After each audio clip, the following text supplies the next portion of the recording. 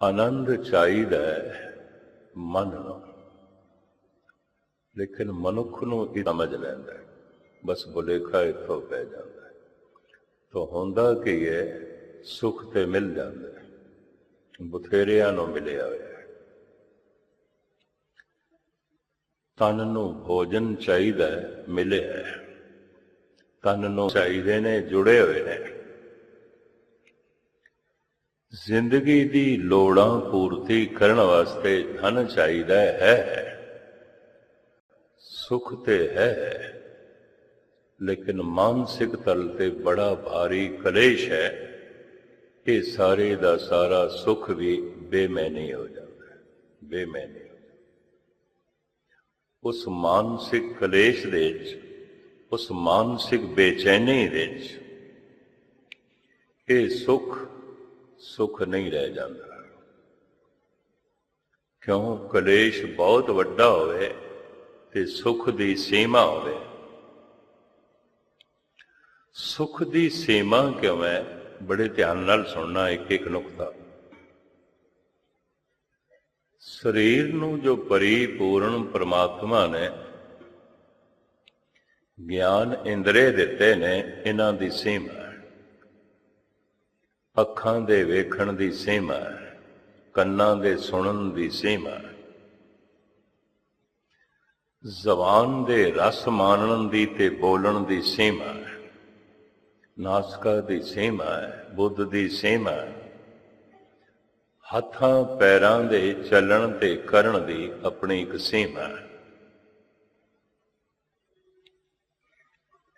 जद भी किसे रस दी सीमा आ जाती है, रस बेरस हो जाता है। शायद आप गहराई नाल लो। जैसे एक भोजन मनुख ने छकिया, बड़ा रस आया, एक तरह की साग सब्जी दे विच, फिर शाम नूं ओही, दूजे दिन होई, तीजे दिन होई, चौथे दिन होई, बेरस हो गई। किसी भी जबान दे रस नूं, कन्नां दे रस नूं, अखां दे रस नूं, नासका दे रस नूं, खलड़ी दे रस नूं बार बार रिपीट किया जाए, दोहराया जाए, बेरस हो जाता है, बेरस हो जाता है। जैसे एक संगीत दी धुन सुनी, ना दा रस, रसना दा रस, अखां दा रस, खलड़ी दा रस, नासका दा रस जद सीमा ते पहुंचता है, बेरस हो जाता है, बेरस हो जाता है। अज मनुख दे कोलों इंद्रियां दे रस बहुतात दे च ने। कारण विज्ञान ने पदार्थ नूं मनुख दे अनुकूल कर दिता है, बड़ी सफलता प्राप्त हुई। एक विज्ञानक मेहनत करता है, उसकी मेहनत का फल बथेरियां नूं मिल जाता है। आइंस्टाइन ने पदार्थ तो पर्दा चुकिया, उन्हें पदार्थ दे राज मनुख दे सामने रख दिते। सुख लेना है ते पदार्थ नूं अपने अनुकूल करना पेगा। इस राज नूं समझण वास्ते उस महान साइंटिस्ट नूं ते कई साल लग गए, 15-20 साल लग गए। उन्हें अपनी जिंदगी गाली, पर हुण उसे दे ज्ञान नूं पढ़न वास्ते कुछ घंटियां दी मेहनत है। कुछ पढ़ लईए तो सानूं पता चल जाता है। उन्हों ते कई सालां लग गए सन। एक विज्ञानक दा ज्ञान बथेरियां दा ज्ञान हो जाता है। उन्हें पदार्थ तो पढ़दा चुकिया ते पदार्थ दे राज दा पता चल गया, और उन्होंने पढ़न नाल बथेरियां नूं पता चल जाएगा। और पदार्थ दा जो सुख है अपने अनुकूल करन दा, ये सुख भी बथेरियां नूं मिल जाएगा। कबीर ने अपने तो पर्दा चुकिया है, और अपने तो पर्दा चुकदियां ही परमात्मा प्रगट होंदा है। लेकिन कबीर दी साधना कई जन्मां दी साधना। पूर्व जन्म हम तुमरे सेवक, कबीर कहते मैं पिछले जन्म दे च भी साधना करदा रहा। कबीर दी यह मेहनत प्रेरणा ते दे सकती है, पर उसने अपने आप तो परहेज में को नहीं। ये झलकियां छोटियां छोटियां कई दफा नाम अभ्यासियां नूं प्राप्त होंदियां ने। कदी कदी मन सुरत शब्द दे बहुत नेड़े चली जाती है, माड़ी जिहां खेड बन जाती है। ऐसा मेरा कियास है कि हर शहर दे 8-10 बंदे तो इस तरह के होंदे ने जिन्हां नूं ये झलकां मिलदियां ने। पर यह झलक इस तरह मिलती है जिवें अंधेरी रात दे बदलां च कोई बिजली चमकी है, बस एक सैकंड लई चमकी ते गई। इस तरह के मनुख करीबन करीबन हर शहर दे च आउंदे ने, पर जिन्हां दी जिंदगी च पूर्ण चानना हो ही गया, हुण अंधेरा नहीं है, ऐसे मनुख हर शहर दे च नहीं आउंदे, हर शहर दे च नहीं आउंदे। ये झलक शेख सादी नूं भी मिली है, ताई वो कह रहे हैं दीदार में नुमाई ओ परहेज में कुने, बाजार ख्वैश आतिश मां तेज में कुने। ऐ मेरे खुदा तू दीदार देना फिर बुरका कर लेना, छुप जाना, इंज ना कर। क्यों? बाजार ख्वैश आतिश मां तेज में कुने। जद तू छुप जाना साडे वेखण दी अग होर भड़क उठती है, और तू महंगा भी बड़ा हो जाता है, और साडा हिरदा तड़प के रह जाता है। तेरा मुल चुकाना औखा हो जाता है, भाव उस तरह की झलक नूं फिर पैदा करना औखा हो जाता है। तू इंज ना कर, बुरके च क्यों चला जाना है, पर्दे च क्यों चला जाना है। इस गल नूं खोलिया धन गुरु गोबिंद सिंह जी महाराज दे अनन भगत भाई साहब भाई नंद लाल। वो कहने तोके हम हजाबे खुदी यार खुश लका चे कुनत। ऐ शेख सादी जद तैनों खुदा दी झलक ना मिले तो खुदा ने बुरका नहीं किया, वो पर्दे विच नहीं गया, तेरी अखां ते कोई पर्दा पै गया होगा। तू अपना पर्दा चुक, उते हाजिर नाजर है, तेरे ते पर्दा पै गया होगा, तेरी अखां ते कोई पर्दा पै गया होगा। तू अपना पर्दा हटा। मैं फिर अर्ज करा, आइंस्टीन ने पदार्थ का पर्दा हटाया ते पदार्थ दे राज दुनिया दे सामने रख दिते। भगत नूं ते अपने मन तो ही पर्दा हटाना पैंदा है, परमात्मा ते कोई पर्दा नहीं है कोई साजन पर्दा तोरा। महाराज दी बाणी कहती है प्रभु है कोई ऐसा पर्दा जिहड़ा तैनूं छुपा लवे। अगर कोई पर्दा परमात्मा नूं छुपा सकता है तो फिर परमात्मा वड्डा नहीं है, पर्दा वड्डा है।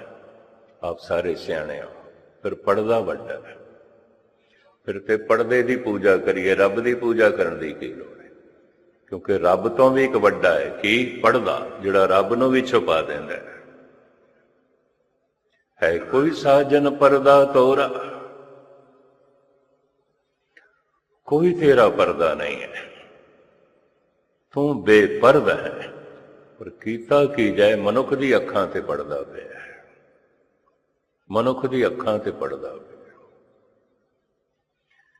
जिस दिन मनुख अपनी अखां दा पर्दा चुकदा है, भाई साहब भाई नंद लाल कहंदे ने ब्राह्मण मुश्ताक के बुत जाहिद फिदाए खान का हर कुजा जामे मुहब्बत दी दैम सरशार अस।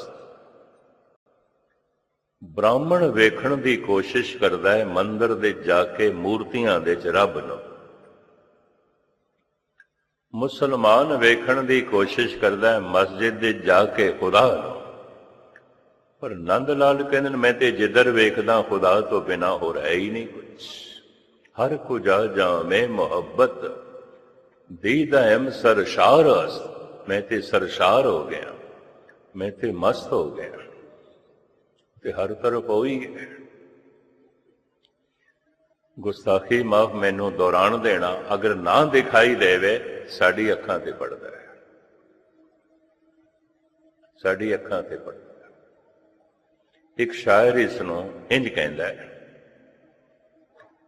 हर जर्रे में उसका ही ज़हूर है, तुझको नजर न आए तो ये किसका कसूर है। फिर ਇਹਦੇ ਚ ਦੋਸ਼ੀ किस ਨੂੰ ठहराओगे। एक होर आलम भी बड़े आलमाना ढंग नाल कहंदा है, बड़ी कीमती गल कहंदा है, ज़ौक। वो कहंदा है, बेपर्द इतना कि हर जर्रे में है उसका ज़हूर। ध्यान नाल सुनना, बेपर्द इतना कि हर जर्रे में है उसका ज़हूर, बापर्द इतना कि नजर तक आता नहीं। दोवें गल्लां कह गया। मैं फिर दोहरावां, बुजुर्ग समझणगे इस पुरानी भाषा नूं। बेपर्द इतना कि हर जर्रे में है उसका ज़हूर, बापर्द इतना कि नजर तक आता नहीं। बेपर्द इतना है, व्यापक है, हर पासे ओही है, पर पर्दे दे च इतना है, दिखाई नहीं देता, दिखाई नहीं देता, दिखाई नहीं देता। ये भी शेख सादी की तरह कह रहा है। नंद लाल कहते ने, उस पर कोई पर्दा नहीं, तू अपना पर्दा हटा। तो के हम हजाबे खुदी यार खुशला काचे कुनत। इत्थे हर मनुख नूं अपना पर्दा हटाना पेगा। पर्दा अज्ञानता दा है, पर्दा हंकार दा है, पर्दा वासना दा है। इक्को ही पर्दा काफी होंदा है, सैकड़े पर्दे मनुख दी अखां ते पए होए। कोई एक पर्दा पिया होया, किधर एक पर्दा हटा भी लवे, दूजा है, तीजा है, चौथा है। कई दफा तो जिंदगियां गल जांदियां ने, पर्दा हटदा ही नहीं। और मनुख दीदार तो बिना जिंदगी गवा देंदा है, पूर्ण होए बिना जीवन गवा देंदा है। तो हुण मैं दोबारा दोहरावां, तन नूं सुख चाहीदा, मन नूं आनंद चाहीदा। सुख तां मिलदा है पदार्थ नूं अपने अनुकूल कर दईए। ते सारे सुख इंद्रियां दे सुख ने। कुछ वेख के सुख मिल जाता है, कुछ सुन के सुख मिल जाता है, कुछ सूंघ के सुख मिल जाता है, कुछ स्पर्श करके सुख मिल जाता है, कुछ चख के सुख मिल जाता है। और केड़ा सुख है इस तो इलावा? सुख दसो, और केड़ा सुख है? कहते ने स्वर्ग दा राजा इंद्र है। इंद्र ते इंद्र दी व्याख्या यह है, जिहदे कोल इंद्रियां दा सारा रस मौजूद है वो इंद्र है, और जिहदे कोल इंद्रियां दा सारा रस मौजूद है वो स्वर्ग दे च है। वो स्वर्ग दे च स्वय वर्ग, अपने वर्गा वर्ग। अखां नूं जो वेखण वास्ते चाहिदा हैगा, ਕੰਨਾਂ ਨੂੰ जो सुनन वास्ते चाहिदा है, ਜ਼ਬਾਨ ਨੂੰ जो रस चाहिदे ने हैगे ने मौजूद ने, खलड़ी ਨੂੰ जो स्पर्श करन वास्ते चाहिदा है, नासकां ਨੂੰ जो सूंघण वास्ते चाहिदा हैगा। इंद्र इंद्र अज पृथ्वी और शरीरक तल ते स्वर्ग बन गया है, मानसिक तल ते नरक बन गया है। कहते ने किसी वक्त मनुख का मन स्वर्ग दे च सी, तन नरक दे च सी। कारण रहन नूं चंगे मकान नहीं सन, पहाड़ां दी कंदरां दे च रहिंदा सी, रुखां थल्ले रात कटदा सी, या छोटियां छोटियां झुग्गियां दे च रहिंदा सी।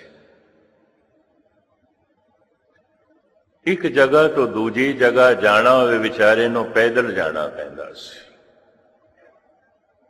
ਕੱਚੇ ਫਲ ਖਾ ਲੈਣੇ ਜਾਂ ਜੰਗਲ ਦੇ ਸ਼ਿਕਾਰ ਕਰਕੇ ਕੱਚਾ ਮਾंस ਖਾ ਲੈਣਾ, ਇਸ ਤੋਂ ਇਲਾਵਾ ਹੋਰ ਕੋਈ ਸਾਧਨ ਹੀ ਨਹੀਂ ਸਨ। ਅੱਜ ਹਜ਼ਾਰਾਂ ਤਰ੍ਹਾਂ ਦੇ ਪਕਵਾਨ ਮੌਜੂਦ ਨੇ ਔਰ ਰਹਿਣ ਨੂੰ ਚੰਗੇ ਚੰਗੇ ਮਕਾਨ ਮੌਜੂਦ ਨੇ, ਪਹਿਨਣ ਨੂੰ ਚੰਗੇ ਕੱਪੜੇ ਨੇ, ਰਹਿਣ ਨੂੰ ਚੰਗੀ ਆਸਾਇਸ਼ ਹੈ, ਸਭ ਕੁਝ ਹੈ। ਤਨ ਦੇ ਤਲ ਤੇ ਸਵਰਗ ਬਣ ਗਿਆ, ਮਨ ਦੇ ਤਲ ਤੇ ਨਰਕ ਬਣ ਗਿਆ। ਵਿਗਿਆਨ ਨੇ ਤਨ ਵਾਸਤੇ ਸਵਰਗ ਬਣਾ ਦਿੱਤਾ ਹੈ, ਪਰ ਮਨੁੱਖ ਦੇ ਕੋਲ ਗਿਆਨ ਨਹੀਂ ਹੈ, ਇਸ ਵਾਸਤੇ ਮਨ ਦੇ ਤਲ ਤੇ ਨਰਕ ਬਣਿਆ ਹੈ। ਬੜੇ ਬੜੇ ਲੋਕ ਜਿਨ੍ਹਾਂ ਦੇ ਤਨ ਸਵਰਗ ਦੇ ਚ ਨੇ, ਮਨ ਨਰਕ ਦੇ ਚ ਨੇ।